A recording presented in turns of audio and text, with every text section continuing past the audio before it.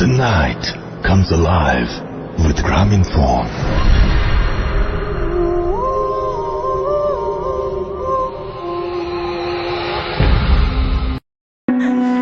আসসালামু আলাইকুম গাইজ, আমরা আবারও ফিরে আসলাম নতুন একটি গ্রামীণ ভৌতিক ঘটনা নিয়ে। ঘটনাটি ঘটেছিল 1990 সালে মানিকগঞ্জ জেলার সিংগাইর উপজেলার জয়মন্টপ ইউনিয়নের রায়দক্ষিণ গ্রামে। চলুন আমরা মূল ঘটনায় চলে যাওয়া যাক। ঘটনাটি ঘটেছিল আমার দাদার সাথে, ঘটেছে একটি ভয়ানক ভৌতিক ঘটনা। আমার দাদা তখন তার শ্বশুর বাড়ি দাওয়াত দিয়েছিল, সেই দাওয়াতের জন্য দাওয়াত খেতে যাচ্ছিল। তাই ওখানে থাকতে থাকতে আপ্যায়ন খাইতে খেতে কখন যেন ঘুমিয়ে পড়ে সেটা তার খেয়াল ছিল না। আরেকটা কথা বলে রাখা ভালো যে আমার দাদা আবার রাখালের কাজ করত, তাই সে ঘুমিয়ে গিয়েছিল। এটা সে রাত 2টা কি 2:30 বাজে, 1:30 2টা এরকম বাজে। সে সময় আর কি সচেতন হন। সে সময় তার মনে পড়ে যে সে যে বাড়ি কাজ করে সে বাড়ি তার কিছু জরুরি কাজ থাকার কারণে তার ওই সময় যাওয়াটা অনেক জরুরি ছিল। তাইতে সে সবার সাথে দেখা টেকা করে কয় আমার এখন রওনা দিতে হবে, আমার ওই বাসায় কিছু কাজ আছে। তাই এই বলে ওই বাসা থেকে কেউ তাকে আসতে দিতে চাইছিল না। তাই এই বলে সে রওনা দিল, যতই মানা করলো তা রওনা দিল। আস্তে আস্তে মানে আর কি বড় বিশাল একটা চক পাড়ি দিয়ে তারপরে সেই বাসায় আসতে হয়। তাই সে আসছে, প্রথম দিকে তেমন একটা কিছু ঘটে না। সে আস্তে আস্তে যখন চকের মাঝখানে পৌঁছে যায় তখন তার থেকে প্রায় 150 ফুট হবে এরকম দূরত্বে একটা বিল বা একটা খাল ছিল, ছোট চকের মাঝখানে। তাই সে যখন সেটার কাছাকাছি চলে আসে, সেটার পাশ দিয়ে যখন যাবে তখন সে দেখতে পারে যে সে যে বিলটা সামনে, সেই বিলের ওই পাশে 2টা গরু ঘাস খাচ্ছে।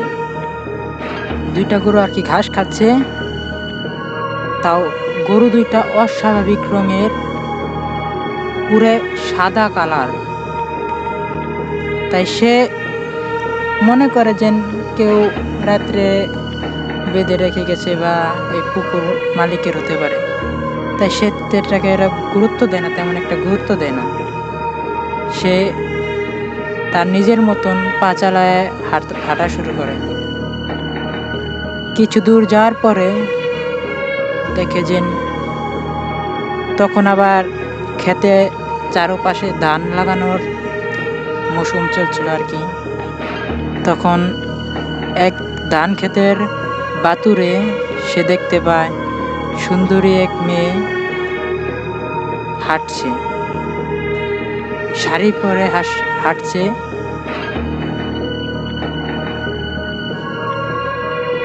সে বুঝতে পারে যে এটা অস্বাভাবিক কিছু, কারণ সে যে বাসায় কাজ করত সে বাসায় আবার যে পুকুর ছিল, সে রাত্রে আধারে মাছ মারত। তার জন্য এরকম জিনিস প্রায় ঘটতো তার সাথে। তাই সে বুঝতে পারায় ওটাকে তেমন একটা গুরুত্ব দেয় না। সে সেদিকে লক্ষ্য না করে সে তার মতন হাঁটতে থাকে। হাঁটতে হাঁটতে কিছুক্ষণ পরে সে দেখতে পায় অসংখ্য শিয়াল তার যে বাতর দিয়ে যাচ্ছে সে বাতরের সামনে আর কি শুয়ে রয়েছে, বসে রয়েছে, দাঁড়িয়ে রয়েছে, এরকম আর কি। সে এই জিনিসটা দেখার জন্য মোটেও উপস্থিত ছিল না। অবশ্যই জিনিসটা দেখে সে অনেকটা ভয় পায়।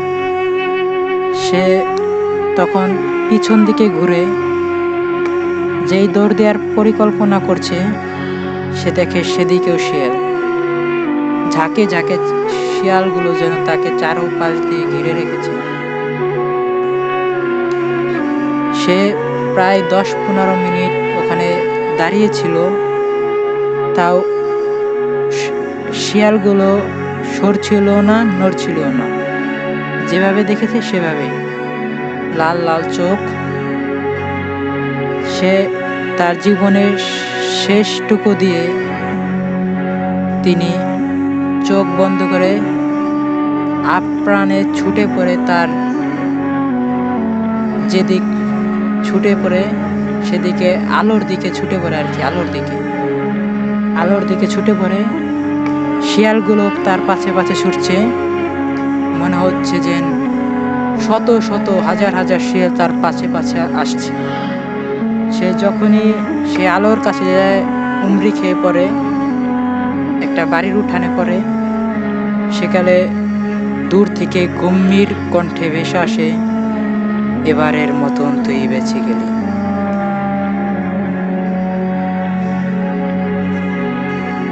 সে তখন যে বাড়ির উঠানে পড়েছিল, তখন সে দেখতে পায় সে বাড়ির লোকগুলো ঘুমে, গভীর ঘুমে। সে মনে মনে ভাবলো যে যেহেতু সে নিজের এলাকায় চলে এসেছে, তাই এত রাত্রে সে বাড়ির মানুষকে ডাক দেওয়াটা ভালো হবে না। তাই সে চিন্তা করলো, সে যে বাড়ি আর কি রাখালের কাজ করে, সে বাড়ি 2-1 মিনিট লাগবে যেতে। তাই সে দৌড়াতে দৌড়াতে প্রাণপণে ছুটে পড়লো। ছুটে যখন সে বাড়ির উঠানে যে পড়লো, তখন উঠে সে দরজায় আর কি টুকা দিত আর ডাকলো, মানে আর কি তার মালিককে আর কি ডাকলো। এরকম 10-15 বার ডাকলো, ভিতর থেকে কোনো শব্দ আসছে না। রাত তখন 2-2:30 বেজে গেছে। ঘটনাটি ঘটেছিল খুব অল্প সময়ের ভিতরেই। তখন এরকম ডাকতে ডাকতে তার ডাক যেন কেউ শুনতে পাচ্ছে না। হঠাৎ ভিতর থেকে বলে, এত রাতে তুমি কে? পরে আমার দাদা তার পরিচয় দিল। তাও তার আর কি বিশ্বাস করছিল না যে এত রাত্রে সে এসেছে বা এরকম কিছু, এত রাত্রে। তাই সে মানে আর কি তার মালিক আর কি ভয়ে দরজা খোলালো না। সে এরকম করতে করতে একসময় কি হয়ে গেল, অজ্ঞান হয়ে উঠানে পড়েছিল। সকালে উঠে দেখে যে এই যে তার সামনে অনেক মানুষ, এবং সে বাড়ির একটা চৌকিতে শুয়ে আছে।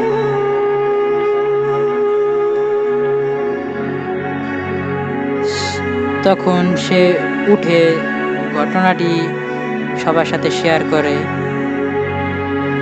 মানুষ তেমন একটা গুরুত্ব দেয় না, তাকে বলে তুমি আমায় ভুলভাল দেখছো, এ বলে তাকে ই করে। কিন্তু বন্ধুরা, ঘটনাটি এখানেই শেষ না। এরপরও আরো মারাত্মক ঘটনা ঘটেছিল তার সাথে। যদি আপনারা এই ঘটনার দ্বিতীয় পর্ব দেখতে চান, তাহলে আমাদের এই ছোট্ট ইউটিউব চ্যানেলটি সাবস্ক্রাইব করে ভিডিওটিতে লাইক দিয়ে আমাদের সদস্য হয়ে এর পরের ঘটনাটি দেখতে পাবেন। আসসালামু আলাইকুম গাইস, আমরা আবার চলে আসলাম নতুন একটি নিউ ভয়ঙ্কর গ্রামীণ ভৌতিক ঘটনা নিয়ে। আগে যারা সাবস্ক্রাইব করেননি, এখন তারা সাবস্ক্রাইব, লাইক, কমেন্ট এবং শেয়ার করে দিবেন প্লিজ, নতুন চ্যানেল উপলক্ষে। চলুন বেশি কথা না বলে ঘটনায় চলে যাই। ঘটনাটা শুনেছি আমার বড় বাবির কাছ থেকে, তার মতো করে আমি বলছি। ঘটনার সময় তখন ছিল গাছের সময়। গাছে বলতে বোঝেনি তো, যে হিন্দুদের একটি গাছে নামে পালিত হয়, ওটাই। আচ্ছা, আমি তার মতোই বলছি। তার বাপের বাড়ি থাকাকালীন সে তারপরে তার বন্ধু বান্ধব মিলে মানে তার সহপাঠীরা মিলে দিনে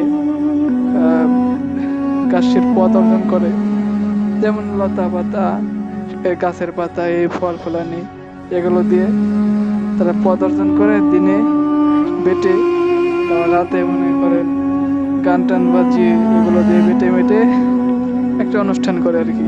এটা আর কি তাদের মজা। তখন তারা সারাদিন ওসব পথ করতে থাকে। তাদের দল মনে করে কত হবে, 10 জন হাইস্ট একটি দল। তারা দিনে এক একজন যাদের মতো হলদি মনে করেন ফল ফলানি এটা ওটা করতে থাকে 21 পথ। কিছু পায় আবার সব কিছু পায় না। পরে ওটা শেষে সবাই বিকালবেলা সন্ধ্যার দিকে তাকে তাদের বাড়ি এসে রওনা হয়। সব কিছু একখানে জোগাড় করে দেখে আর 2-1টা পথ বাকি রয়েছে, তার মধ্যে হলো জলপাই। এখন তারা দেখে সন্ধ্যা পর পর ওগুলো আগে বেটে নিয়ে থুয়ে দেয় আর বলে চলেন, মানুষ তো আমরা সবাই আছি। তারা বুদ্ধি করে না আছে, আমরা 7-8 জন 10 জন যাই ওদিকে। ওই তাদের একটি বাড়ি থেকে 10 মিনিটের পর খাল বাড়ির দিকে একটা জলপাই গাছ ছিল। ওন থেকে জলপাই পাড়াও হবে, আনাও হবে, আবার তাদের খাওয়া হবে। এই মতলবে তারা বাড়ি থেকে বের হয়। তখন তারা বাড়ি থেকে বের হয়, মানে সবাই বের হয় 10 জনের মতো। আমরা জলপাই তখন কোন সময় হবে আনুমানিক 7টা কি 8টা, মানে এশারের দিক দিয়ে, এশারের আদানের দিক পর পর সবাই মিলে বের হয়।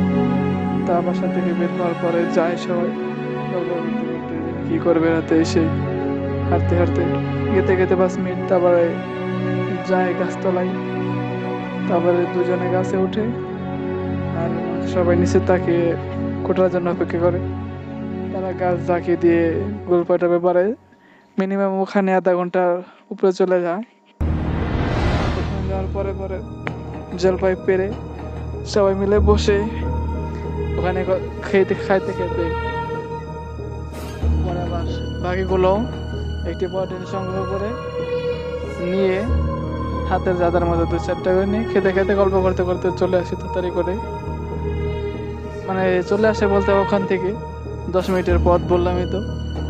যখন ওখান থেকে রওনা দিয়েছে যাওয়ার মতো একটা জলপাই নিয়ে খুশি বাড়ি যায় তাড়াতাড়ি।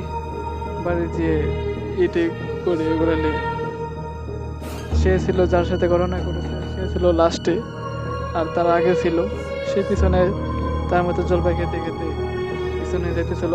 তারপর ছিল না যেন তারা আমার আগে চলে যাচ্ছে, কিন্তু আমি একলা পিছিয়ে পড়ে গেছি। জলপাই পেয়ে এতটাই মগ্ন হয়েছিল পিছিয়ে পড়ে যেন আস্তে আস্তে দূরে চলে যাচ্ছে, অন্য পথে সে ভুলেই গেছে। তাদের থেকে তারাও খেয়াল করে নাই, তারা তাদের মতো গল্প করতে করতে এগিয়ে যায়। যেহেতু তখন লাইট ছিল না, অন্ধকার রাত, তার উপরে জলপাই ছিল, মানে তাদের অন্য মনস্ক ছিল বলে। তখন যার সাথে ঘটনাটা ঘটেছে ভাবি যে মনে করেন জলপাই খেতে খেতে অন্যদিকে চলে যায় ভুলে, যাকে ভুলো কানা বলে গ্রামের ভাষায়। শুনেছেন রাসেল ভাই, বিশ্বাস করেন হয়েছে অনেকজনে ভুলো ভা মন ভোলা বলে। যাই হোক, সেটাকে পাই মনে হয় অন্যদিকের রাস্তায় চকের দিকে নিয়ে যেতে থেকে হঠাৎ দেখে সে বাড়ি থেকে বেশি দূরে চলে এসেছে। তখন তার হুঁশ ফিরে, আমি কোথায় আসলাম, দেখে আমাদের বাড়ি থেকে প্রায় আধা ঘন্টার পথ ওদিকে চলে গিয়েছে চকের দিকে।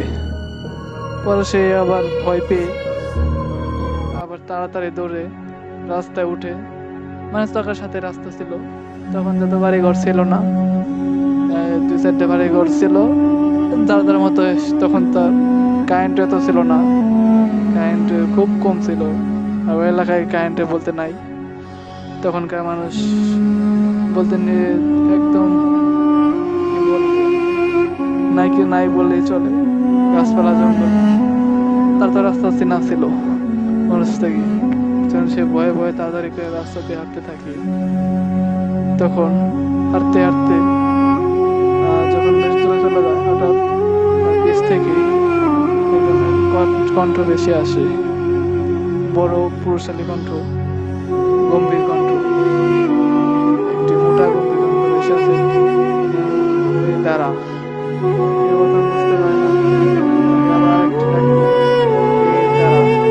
সে ভয় পেয়ে যায়। সে ভয় পেয়ে হঠাৎ পিছন দিকে তাকায়, কারণ সে তো ছোট, বুঝতে পারেনি। পিছন দিকে তাকিয়ে দেখে সাদা জুব্বা খেলনা করার মতো, মানে পুরুষ শরীরে একটা সাদা পোশাক পরা, জুব্বা রয়েছে, জুব্বার মতো পুরুষ শরীরে, মাথায় পাগড়ি সাদা আর গলায় মালা। এই সে ঝলমলে করতেছে। তখন ছিল চাঁদনি রাত, বুঝেন না তো রাত, তখন আর 8:30 কি 9টা হবে। 9টার সময়, 9টার পর পরে তখন তার গলায় দেখে ঝলমলে মালা,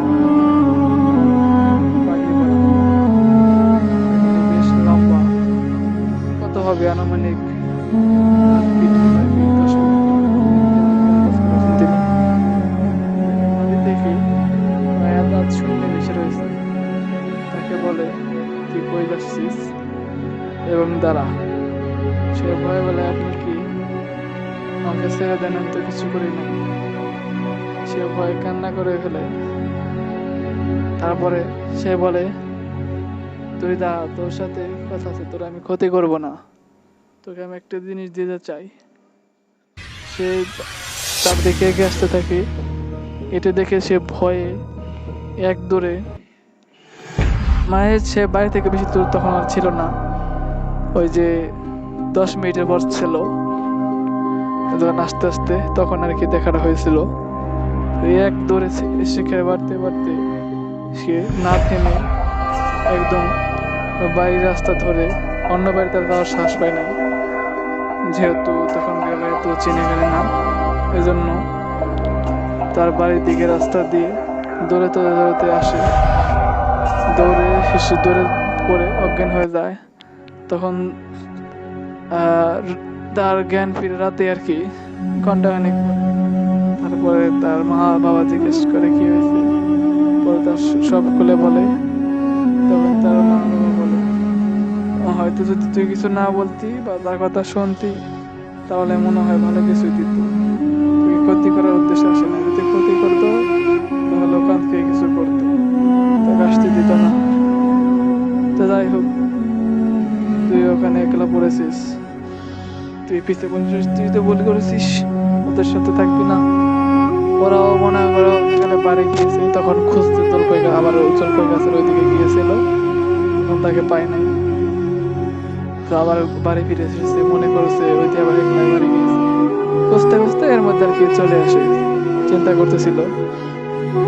পরে সব ঘটনা বলে সেদিনকে আমাদের কিছু হয় না, তাদের মতো মত বিটি করে বাড়ি চলে, বাসায় চলে যায়। তারপর দিন থেকে ভীষণ জ্বর, 2-3 দিন জ্বর থাকে, এরপর জ্বর চলে যায়। ওষুধপাতি খেয়ে তারপর তার হঠাৎ 2 দিন কি 3 দিন হবে আনুমানিক, তার মায়ের স্বপ্নে আসে। তোর মেয়ে তো সবকিছু বলে দিল, না হলে তাকে একদম ভালো বানিয়ে দিতাম এবং তাকে এমন একটি কবিরাজের মতো বানিয়ে দিতাম, বলতে পারতো। এই জন্য যাই হোক, ভালো কিছুই দিতাম, এটা বলা যাবে না, কিন্তু যখন বলেই দিল আর আমার কথা শুনলো না, এই জন্য কিছু দিতে পারলাম না। এই জন্য আর চিন্তা করিস না, ওর গ্রামে আসবো না, ওর আর জলপাই গাছের দিকে আর আসতে বলিস না, বুঝেছিস? ওই জলপাই গাছ ওখান থেকে আমি আর কি ভুলিয়ে ওকে নিয়ে গেছিলাম ওই দিকে, ওই জন্য আর কোনো সময় এদিকে না আসে। পরে আর দেখে নাই। পরে তার মাকে, মেয়েকে বলে, পরে আর ওদিকে যেতে দেয় না। শেষ, এই ছিল আমার ঘটনা। ঘটনাটি জানি ভালো হয় নাই, আমি ভালো মতো বলতে পারি নাই, বুঝছি। আলাইকুম গাইস, আবারও আমি ব্যাক করলাম দ্বিতীয় ঘটনা নিয়ে। এটা ছোট্ট একটি ঘটনা, দ্বিতীয়। এটা শুনেছি আমার কাকার মুখ থেকে। ঘটনাটা ঘটেছে মানিকগঞ্জ জেলার জামটপি ইউনিয়নের রায়দক্ষিণ গ্রামে। এটা হয়তো অনেকজন চিনবেন না, অনেকজন চিনবেন। আচ্ছা, মূল ঘটনায় যাওয়া যাক। ঘটনাটা আনুমানিক সময় 1980 কি 82 সাল হবে। তখন আগে বলিনি কি করতো। সে পেশা একজন ছিল কৃষক, এবং দুটো গরু ছিল বড় হালের জন্য। ওগুলোতে হাল চাষ করতো। তখন মানে নিজের জমিতে হাল চাষ করতো, অন্য জমিতে করতো অভাবে পড়ে। এমনি করে হাল চাষ করতে ছিল সমস্যা নাই। তার ঘটনার দিন একজনের জন্য কাজ রাখছিল হাল চাষ করার জন্য বড় জমিতে। তার আবার কাজ জরুরি করা উচিত, বলছে 2-1 দিনের মধ্যে কাজ করা দেওয়ার লাগবো, নাহলে আর অন্য সে এখন বাধ্য হয়ে তার কাজ করার জন্য মানে দূরত্ব করার জন্য সে রাতে চলে যায়। তাই ঘটনার চিন্তা করে বলছে। তখন সে আনুমানিক কটা হবে, রাত 3টা কি 2টা কি 3টা এমনি। সে তখন তো সময় তো আর গড়িমড়ি ছিল না, আর তো গ্রামের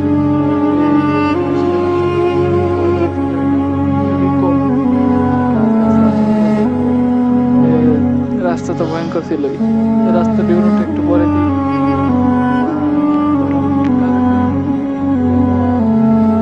2টা কি 3টার দিকে আকাশে চাঁদনি রাত ছিল, যাচ্ছে আলো ছিল। মনে করে ঘন্টাখানিক কি বাকি আছে, এই জন্য আর কি। যেহেতু তার আগে কাজ করা লাগবো, নাহলে তো সময় পাবে না। আগে কাজ করে বাসায় যেতে হবে। মহাজনের বড় ক্ষেত, বড় জমি কাজ রাখছে। সে খেয়ে দিয়ে বাসা থেকে তারপরে লাঙ্গল নিয়ে গরু দুটোকে নিয়ে বের হয়। এখানে বিবরণটা দিয়ে নই। তার বাসা থেকে যেখানে চাষ করতে গেছে সেখানে রাস্তা বেশি দূর না, 5 মিনিটের রাস্তা। তখনকার জিনিস তো বুঝছেনি, বাড়িঘর ছিল না, মসজিদ ছিল না, মনে করেন দোকান পাচার কিছুই ছিল না। 5 মিনিটের রাস্তা। ওকে তারপরে খালি বিস্তীর্ণ চক ক্ষেত আর সবজির ক্ষেত করতো আলপি আর কি, বেশি। আর বিবরণটা হলো, বাড়ি থেকে বের হওয়ার পর ছিল এই একটি খেজুর গাছ। তারপরে ছিল ওখান দিয়ে কয়েকটি বাড়ি ছিল হঠাৎ, কিন্তু তাছাড়া বাঁশঝাড় ছিল ওখান দিয়ে। সামনে ছিল গাব গাছ এবং বাঁশঝাড় 2 পাশে। তার সামনে ছিল বাঁশঝাড় আর কি বেশি ছিল ওই রাস্তা পর্যন্ত। আর যেখানে ঘটনাটা ঘটেছে মানে ওই ক্ষেতের সাথে মানে বিশাল এক পুরনো জাম গাছ ছিল। ওই জাম গাছ থেকে কত দূর হবে, 2-1 ক্ষেত পরে আর কি। জাম গাছের সাথে জাম গাছের 2-3 ক্ষেত পরে আর কি তার ওই ক্ষেতটা, যে ক্ষেত থেকে হাল চাষ করবো। তখন সে রওনা দেয়। যাওয়ার মধ্যে কিছুই দেখে না, যেহেতু জ্যোৎস্না রাত ছিল, ভয় পায় না। তখন সাহস ছিল, দেখেই বলে গেছে। তখন গেল গরু দুটোকে নিয়ে গিয়ে হাল চাষ শুরু করলো খেতে। হাল চাষ করতে করতে হঠাৎ এক সময় কাকা পায় দেখে গরু দুটো অস্বাভাবিকভাবে চিৎকার করছে, হাম্বা হাম্বা বলে। প্রথম ভাবে এমনি দেখুন সমস্যা হতে পারে। সে গরু দুটোকে যা যা বলতে থাকে, তারপরে গরু দুটোকে টানতে থাকে। গরু দুটার সামনে আগে না, একখানে দাঁড়িয়ে হামলাতে থাকে, এবং একটি ভয়ের শব্দে গরু মানে কিছু দেখে ভয় পেলে যেমন থাকে না, এমন হয়ে থাকে। দাদা তো বুঝতে পারে না কি হয়েছে, গরু আগে না কেনা, তখন তো হাল বাইলো, এখন কি সমস্যা হলো। যত এটা নেই, আগেও না পিছেও না, একখানে দাঁড়িয়ে দাঁড়িয়ে গরুর মতো গরু ডাক করতে থাকে। পরে দাদা দেখে গরু কোন দিকে চাইয়ে হামলাতে থাকে। ওরা চোখ পড়ে তার জাম গাছের দিকে। তখন জাম গাছের পাশে আরেকটি কি গাছ ছিল আমার মনে নেই। সে বলেছে জাম গাছের পাশে একটি বিশাল বড় গাছ ছিল, তবে হয় নারকেল গাছ বা অন্য কিছু গাছ। তখন দেখে এক পা জাম গাছে আর এক পা ওই গাছে দোয়া। বিশাল তার পা ছিল একটি বড় নারকেল গাছের সমান, নারকেল গাছ মনে হবে। তার দুশো বিশাল বিশাল দুটো পা দুই গাছের দিয়ে আর লাল লাল চোখ করে তাকিয়ে রয়েছে। তারপরে দুটো তা দেখে ভয় পেয়েছে। দাদা এটাকে দেখে তো ভীষণ ভয় পেয়ে যায়। দাদা তো বুঝতে পারে এটা তো সাধারণ কিছু নয়, এটা তো দানব পিশাচ। তখন দাদা কি করবে বুঝতে পারছিল না। তখন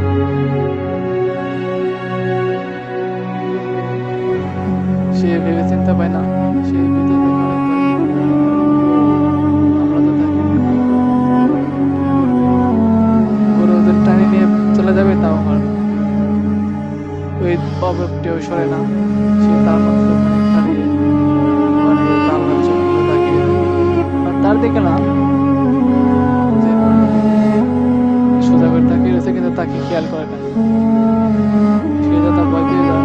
তখন হঠাৎ একটি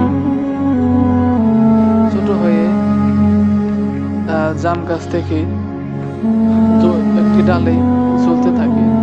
সম্ভবত তাকে দেখে ফেলেছে, তার দিকে তাকিয়ে ঝুলতে থাকে লাল লাল চোখে। মানে অভাবটি শৈল ছিল কেমন পুরো অন্ধকার।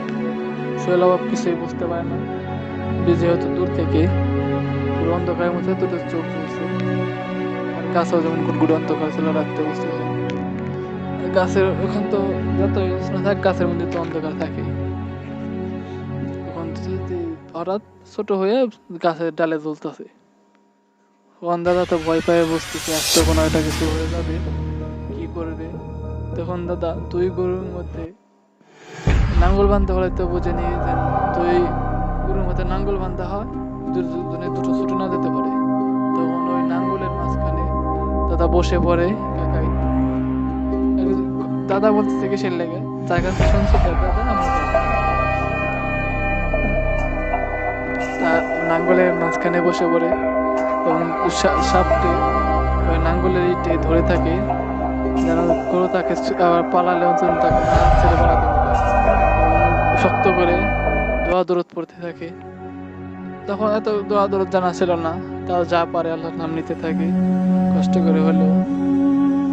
তখন অল্প বলে দূর থেকে আজকের মতো গোছ দেখে তুই বেঁচে গেলি, না হলে তুই তোর কি অবস্থায় করতাম তুই বুঝতি না। তোকে যদি আর কোনোদিন দেখি এই মাঠে রাতে একটা পাই, তোকে জ্যান্ত গিয়ে রাখবো ওই ক্ষেতের মধ্যে। তখন দাদা আরো জোরে আল্লাহর নাম নিতে থাকে এবং ভয়ে গরু দুটিকে জাপটে ধরে ওখানে কান্না করে থাকতে থাকে। কি করে বুঝতেছিল না, তাও ভয়ে ওখানে দাদা পরে কতক্ষণ পরে অজ্ঞান হয়ে যায়। পরে আস্তে আস্তে ভোর সকাল হয়ে আসে। অব্যক্তি তখন ওখান থেকে চলে যায়।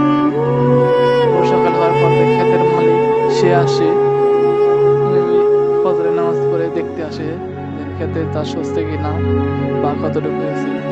তখন দেখে ওখানে দাদা পড়ে রয়েছে এবং তার গরু দুটো খেতে নাই, শুধু লাঙ্গল আর দাদা পড়ে রয়েছে। তখন তাকে ধরে তুলে এবং বলে তুমি এখানে কি করো, তোর লাঙ্গল আর পড়ে নিয়ে আর এখানে পরে দাদাকে জ্ঞান ফিরিয়ে বাসায় নিয়ে যায়। বাসায় বলে যে আমি রাস্তা গিয়েছিলাম হাল চাষ করতে, তখন আমি এই ঘটনা দেখেছি, বড় বড় সে কাজের মালিক বুঝতে পারে। এবং অদ্ভুত বিষয় হলো তার গরু দুটো তো কোনো ক্ষয়ক্ষতি হয়নি। গরু দুটো ওটাকে থেকে ছুটিয়ে হয়তো সকালে এসেছে, তার বাসায় চলে এসে পরে দেখে তার বাসায় ও গরু দুটো, কারণ যেহেতু আগেও হাল চাষ করছে বেশি দূরের রাস্তা না, অবশ্যই গরু দুটো চিনি। বাসায় চলে আসি, কারণ এরা দেখে তাও স্বস্তি সে শান্তি পায়। তখন আর এরপর থেকে দাদা কখনো আর রাতে, অনেক কাকা কখনো আর রাতে গরু নিয়ে হাল চাষ করতে যায় না। এই ছিল আমার ঘটনা। ঘটনা ভালো লাগলে আর কিছু বলার নাই। আল্লাহ হাফেজ। আসসালামু আলাইকুম। আমরা আবারও চলে আসলাম অন্য আরেকটি ঘটনায়। তো এটিও খুব ভয়ানক একটি ঘটনা, আপনারা শুনলে খুবই আগ্রহী হবেন ইনশাল্লাহ। তো আমরা বলি বিসমিল্লাহর নামে। তো আমার একটি আত্মীয় বাড়ি আছে, আমার দুঃসম্পর্কের দাদি লাগে আর কি। তো আমি, আমার মা, আমার বাবা ঠিক করি যে তাদের বাসায় যাব। এবং তাদের এলাকা নাকি ভালো না, তাদের এলাকা সুবিধা নেই। এটা জানার পরেও আমি গিয়েছিলাম তাদের বাসায়। তাদের বাসায় যাওয়ার পরে আমার সেই দাদি আমাকে একটা কথা বলে। তাদের বাসা থেকে একটু দূরে একটি পুকুর আছে। তাদের বাসা থেকে সেই পুকুরে হেঁটে যেতে 5 মিনিট লাগে। তো আমার সেই দাদি বলছিল সেই পুকুরের আশেপাশেও যেন আমি ভুলেও না যাই। তো আমি তো তখন অনেক ছোট ছিলাম, বুঝতাম না। আমি যখন পুকুরে যাই তখন রাত 8টা বাজে। তো আমার কাছে মনে হইতেছিল কেউ যেন পুকুর থেকে আমাকে ডাক পারতেছে, মানে মিষ্টি একটি কণ্ঠে আমাকে ডাক পারতেছে। কিন্তু আমি যে এদিকে যাচ্ছি, এদিকে আমার মা বাবার কোনো খেয়াল নেই। আমি পুকুরের কাছে যাওয়ার পরে সেই শব্দটি আর নেই। আমি হঠাৎ একটি জিনিস খেয়াল করি, আবহাওয়া হঠাৎ কেমন যেন পরিবর্তন হয়ে যায়, গরম বাতাস বইতে থাকে। এতক্ষণ তো ঠান্ডা বাতাস বইতেছিল, হঠাৎ করে গরম বাতাস বইতে থাকে। তো আমি তো আর অত কিছু বুঝতাম না। আমি দেখি পুকুরের মাঝখানে কে যেন বসে আছে, মানে ভালো মতো দেখা যাচ্ছে না কি চেহারা, সবকিছুই সাদা, কিন্তু চেহারা ভালো মতো দেখা যেতেছে না। তা আমাকে বারবার বলতেছে পুকুরে নামতে বলতেছে। আমি পুকুরে নেমে যাওয়ার পরে হাঁটতাছি। পুকুরে আবার মানে কিনারা দিয়ে পানি কম, এই পানির ভিতর দিয়ে মানে হেঁটে যাচ্ছি, তখন আমার গলা পর্যন্ত পানি। আমি যদি আর অল্প একটু পানিতে নামতাম হয়তো আমাকে আর জীবিত পাওয়া গেল না। তো আরো ভয়ানক একটি ঘটনা হলো, আমাকে যে রাখতেছে, মানে সে পানির ভিতর থেকে রাখতেছে। আমার তো অত কিছু খেয়াল নেই। তো যখনই আমার গলা পর্যন্ত পানিতে আমি নেমে পড়ি, তখনই আমি একটি চিৎকার দিয়ে উঠি, আমার হুঁশ ফিরে আসে।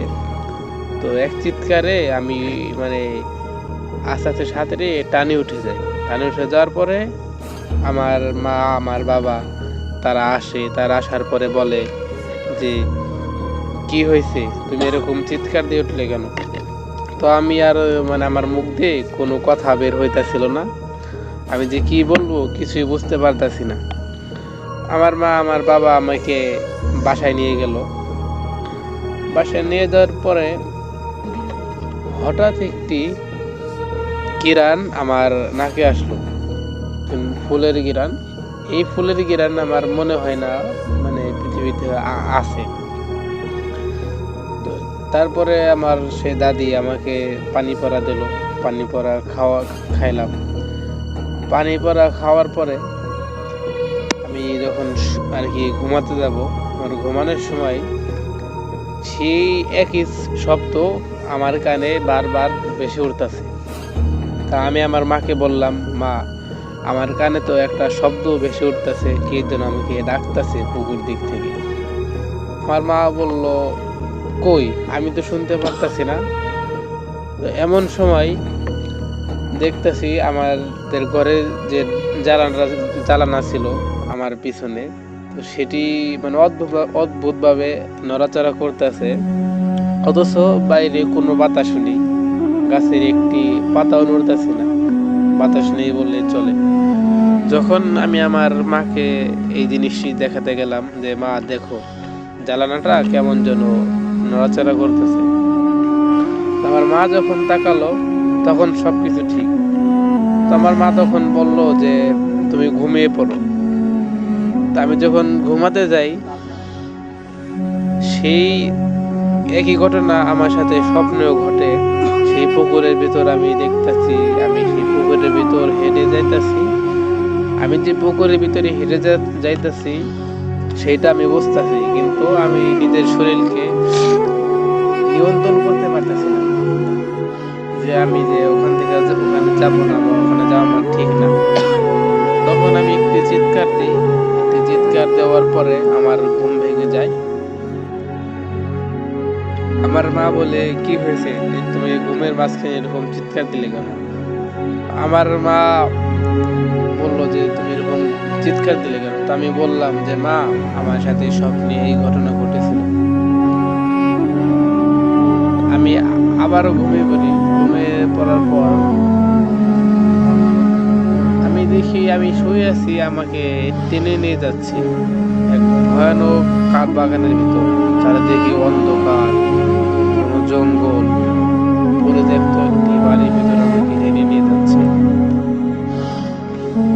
যাওয়ার পর আমি দেখতে পাই যে ওখানে কয়েকটি মানুষের মতোই, আবার মাথায় তাদের শিং আছে।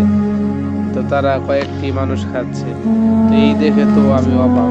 তো আমি চিৎকার দেওয়ার পরে আমার মা আমাকে বলে তো এই বাড়ি তো আর থাকা যাবে না, সকাল অবধি অপেক্ষা করতে হবে। তো যে কথা সেই কাজ, সকাল অবধি অপেক্ষা করার পরে আমরা বাসায় চলে যাই। তারপরে আর আমাদের সে আত্মীয়র বাসায় আর কখনো যাওয়া হয়নি।